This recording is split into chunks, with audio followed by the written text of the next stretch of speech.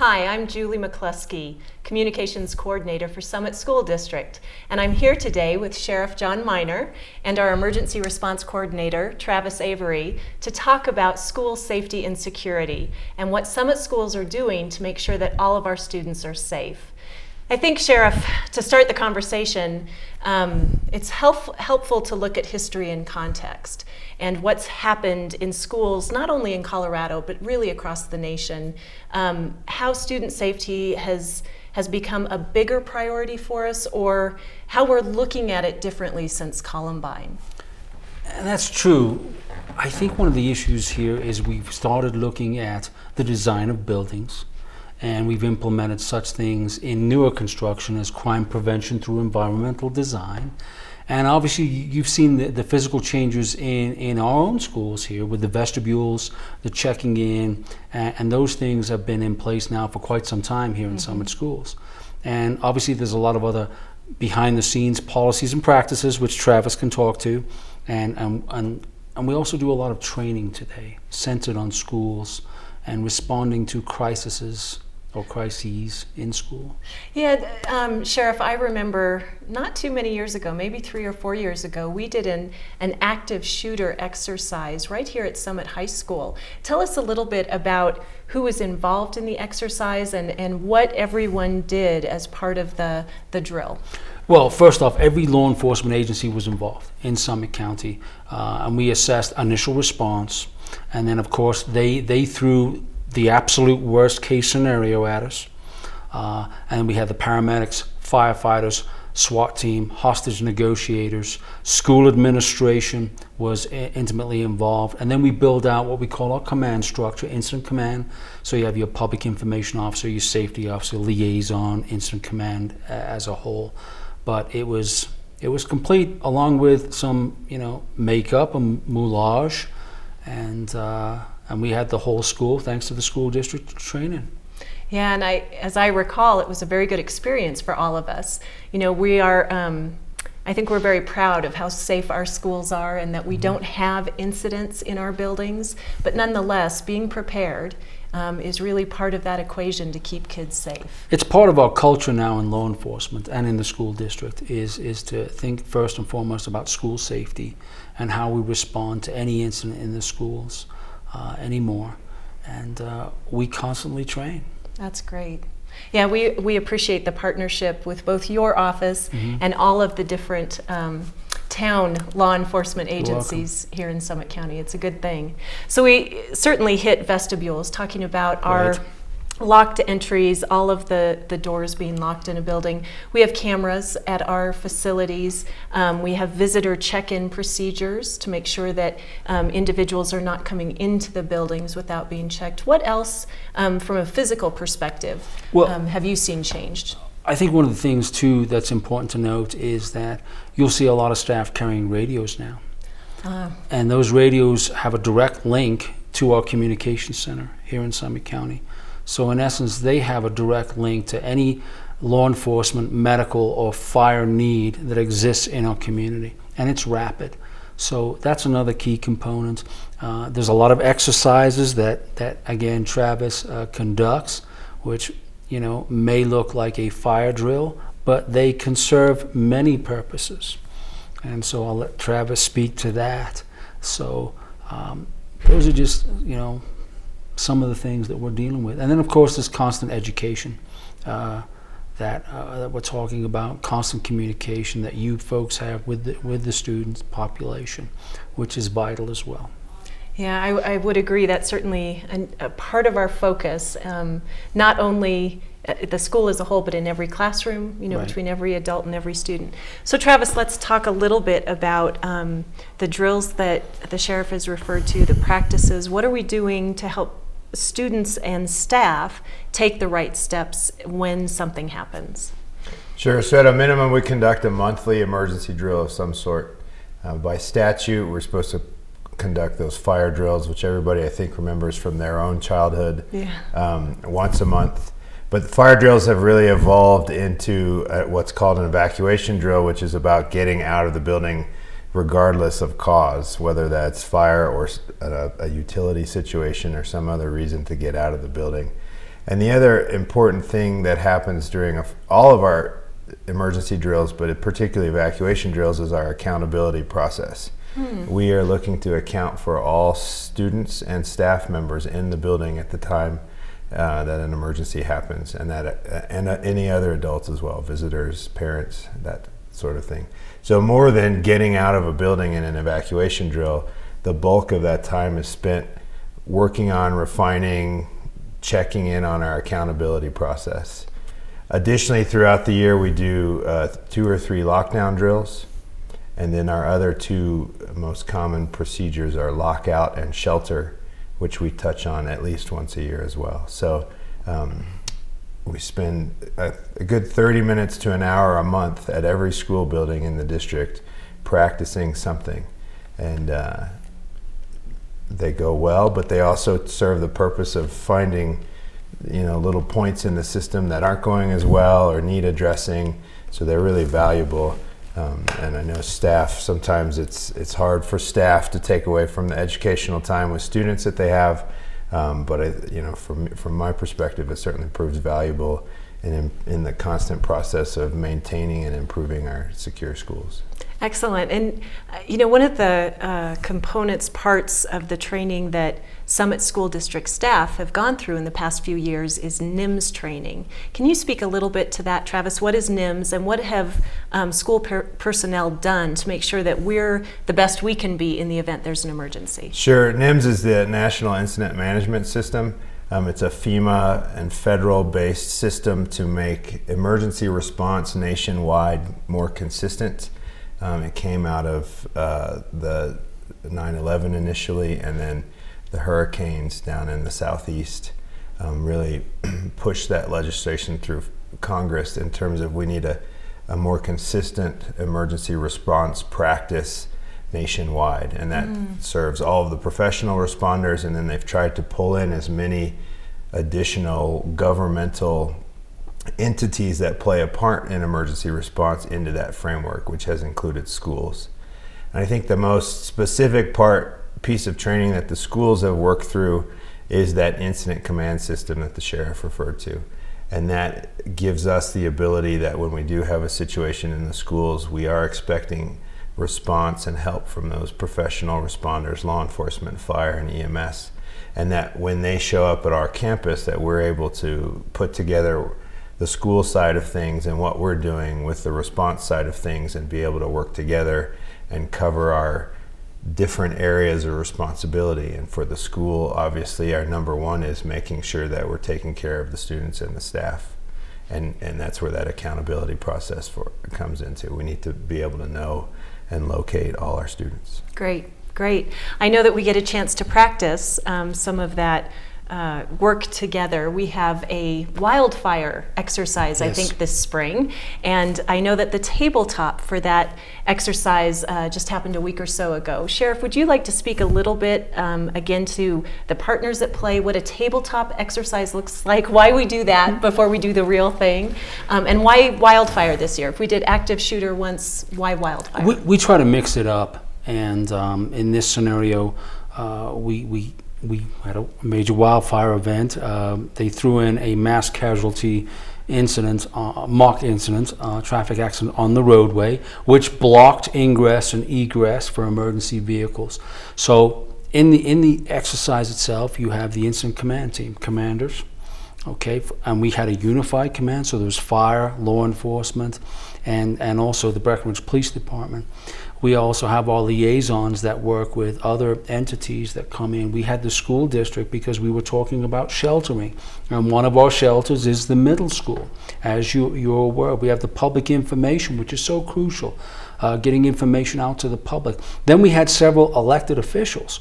Not just the school district was there, but and the fire and the EMS and law enforcement. We also had several high-level policymakers, mayors, council members, Board of County Commissioners there to make certain decisions, because in the wildfire scenario there's a cost associated, as you're aware.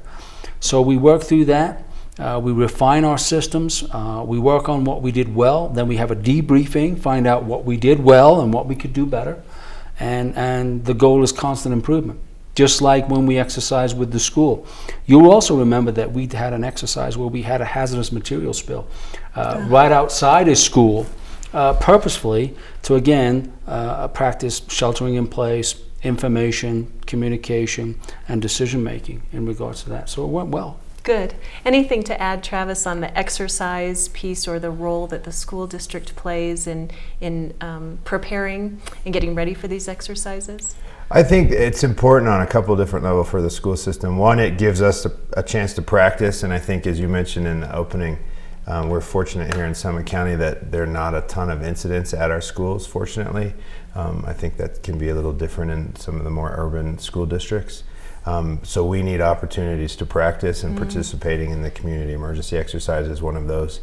But it also highlights, this year particularly with the wildfire situation, it highlights how we provide support services for that emergency response in the community, in providing facilities and sometimes technological support at those facilities in shelter situations and stuff like that. So aside from keeping our schools safe, which we'll continue to talk about, we also are linked into the response in terms of being able to assist. And a lot of wildfires could happen in the summer when we're out of session, but the use of our facilities by wildland firefighters and the like are another way we participate in the whole process. Great, great. Thank you both. When we come back, we're going to talk about students and the role they play in keeping our schools safe. Hi, I'm Julie McCluskey, Communications Coordinator for Summit School District, and I'm back with Sheriff John Miner and Travis Avery, our Emergency Response Coordinator, talking today about school safety and security. So we talked about building safety and staff training and staff practice around keeping our students safe. Sheriff, what would you tell students about keeping themselves and others safe in the schools? Well, we live in a society today where, unfortunately, I guess, in a way, we have to have some tough conversations with our kids. I'm a parent, we're all parents sitting right here, and probably the kind of conversations that 30 years ago we didn't have with our children. So one of the things I emphasize to my kids, and I think we need to emphasize, every parent needs to emphasize to their children, is if they see something or they hear something, they have to say something. Travis and I have had a lot of conversations about this. We know that our student population knows exactly what's going on in this building, and they probably know more than we may want to know sometimes, but it's just those little things, the little nuances that kids pick up on, or if their friend's down, or the friend's having a bad day, or things like that, and it's concerning enough that they need to just say something. I really like that. If you see something or hear something, say something. You have to. And then, of course, in the schools here, they have the Safe to Tell, which is, and I think Travis can speak quite clearly on that. It's an anonymous system where you can just call and say something, and that goes to the school district, and that comes to the law enforcement agency, and we start addressing whatever that concern is immediately. That's great. Do speak to that, Travis, what Safe to Tell is, and how our students might use it, and also the conversations that are going on in our schools with students about safety.